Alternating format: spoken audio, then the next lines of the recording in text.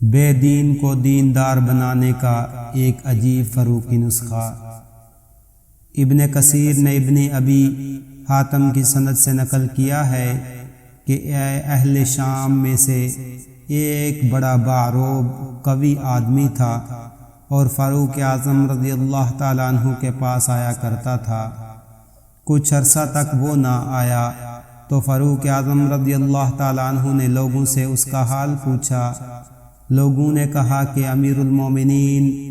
اس کا حال نہ پوچھئے، وہ تو شراب میں مست رہنے لگا۔ فاروق اعظم رضی اللہ تعالیٰ عنہ نے اپنے منشی کو بلوایا اور کہا یہ خط لکھو، من جانب عمر بن خطاب بنام فلاں بن فلاں، السلام علیکم۔ اس کے بعد میں تمہارے لیے اس اللہ کی حمد پیش کرتا ہوں جس کے سوا کوئی معبود نہیں، گناہوں کو معاف کرنے والا، توبہ قبول کرنے والا، سخت عذاب والا، بڑی قدرت والا ہے، اس کے سوا کوئی معبود نہیں، اسی کی طرف لوٹ کر جانا ہے۔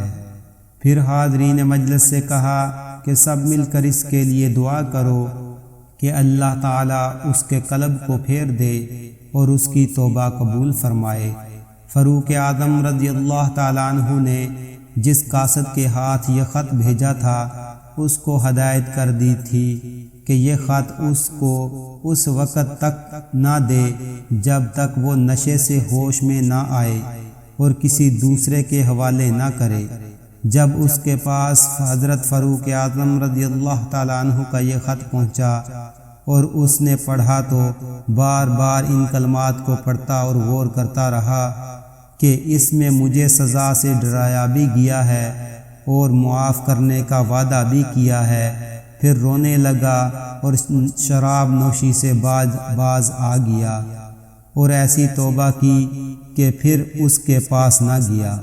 حضرت فاروق اعظم رضی اللہ تعالیٰ عنہ کو جب اس اثر کی خبر ملی تو لوگوں سے فرمایا کہ ایسے معاملات میں تم سب کو ایسا ہی کرنا چاہیے کہ جب کوئی بھائی کسی لغزش میں مبتلا ہو جائے تو اس کو درستی پر لانے کے لیے فکر کرو اور اس کو اللہ کی رحمت کا بھروسہ دلاؤ اور اللہ سے اس کے لیے دعا کرو کہ وہ توبہ کر لے، اور تم اس کے مقابلے پر شیطان کے مددگار نہ بنو، یعنی اس کو برا بھلا کہہ کر یا غصہ دلا کر دین سے دور کر دو گے تو یہ شیطان کی مدد ہوگی۔ معارف القرآن۔